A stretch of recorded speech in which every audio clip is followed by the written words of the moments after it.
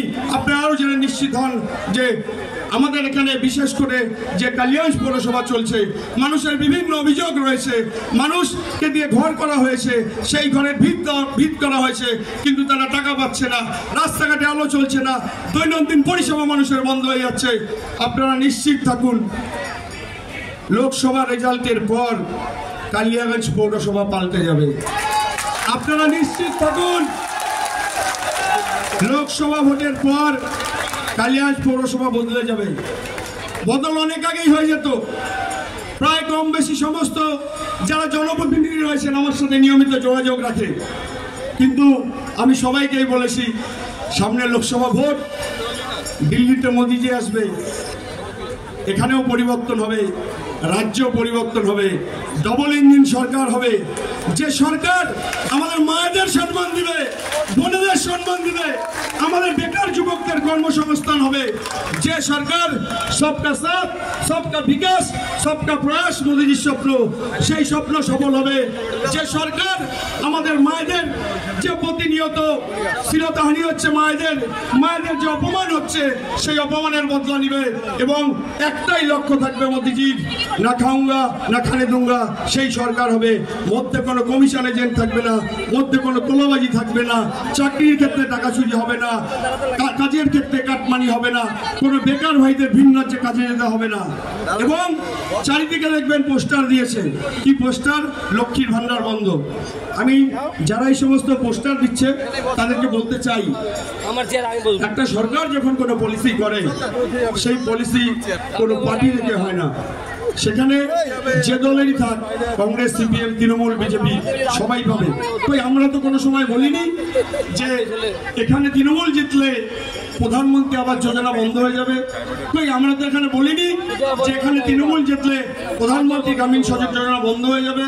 কই আমরা তো বলিনি এখানে তৃণমূল জিতলে স্বচ্ছ ভারত মিশন বন্ধ হয়ে যাবে। শুধু জালিয়াতি।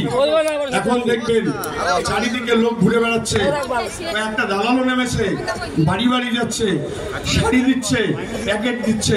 আমি বলছি যেটা দিবে নিয়ে নেবেন, আপনার ন্যায্য পাওনা। কালো টাকা মানুষের মধ্যে দেওয়া হচ্ছে, এটা আপনাদেরই টাকা, সেই টাকা আপনারা নিয়ে নেবেন, ভোট মোদিজিকে দিবেন।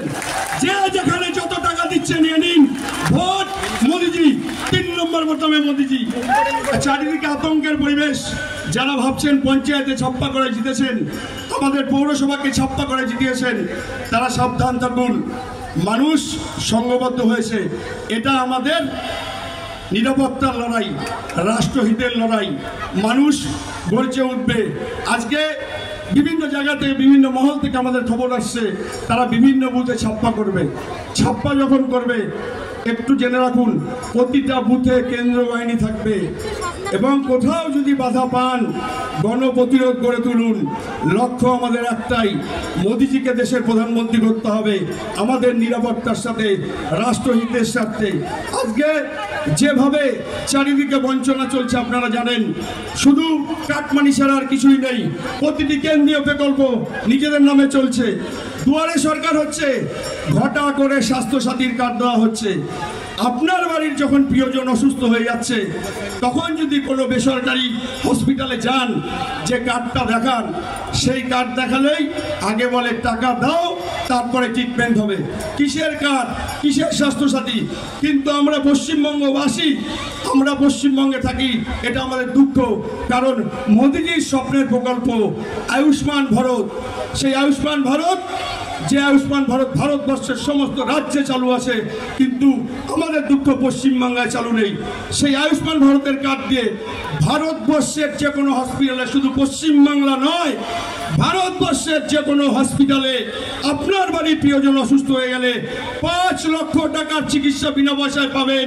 কিন্তু এই সরকার আমাদের এই কেন্দ্রীয় প্রকল্প থেকে বঞ্চিত করে রেখেছে, আমাদের বহু প্রকল্প থেকে বঞ্চিত করে রেখেছে।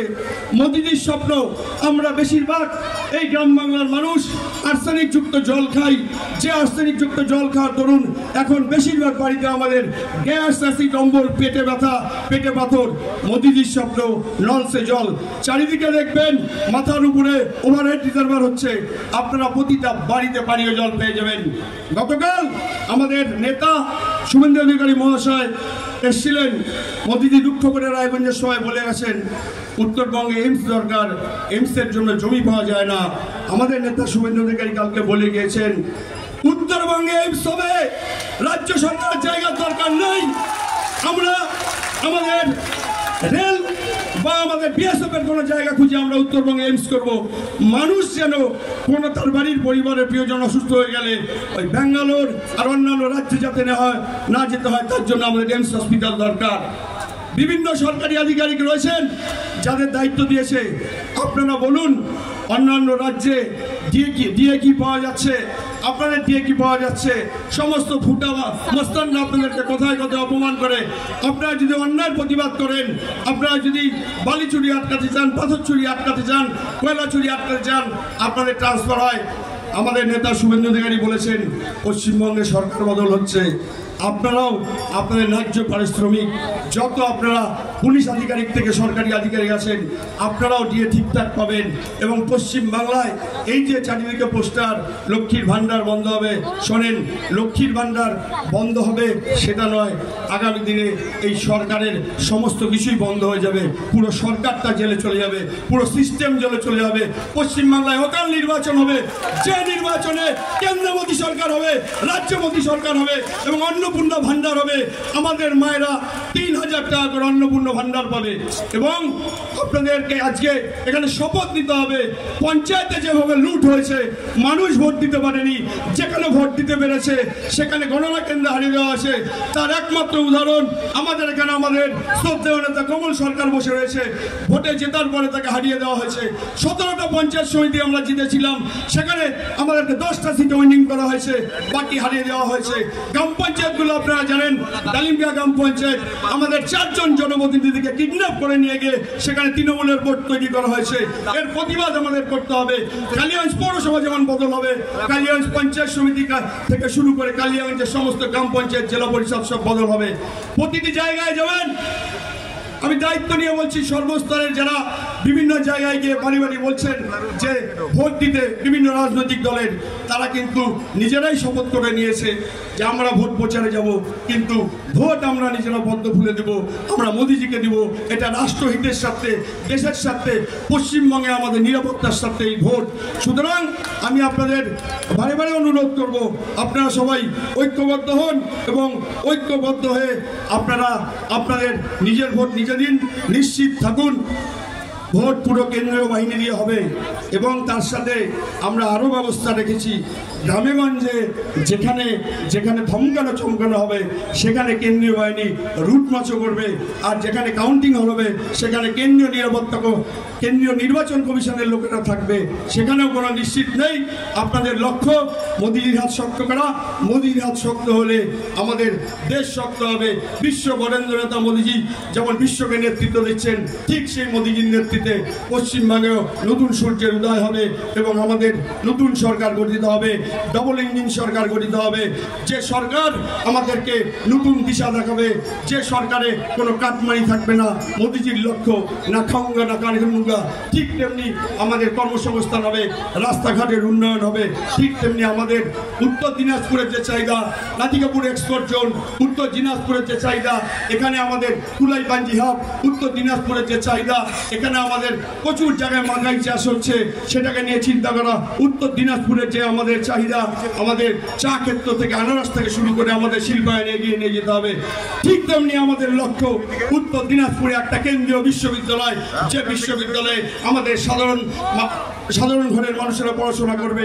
ঠিক তেমনি আপনারা দেখুন আমরা কোন রাজ্যে বসবাস করছি, আজকে আমাদের জেলাতে একটা মহিলা কলেজ নেই, এই বলে আমাদের চারিদিকে ডেভেলপমেন্ট হচ্ছে।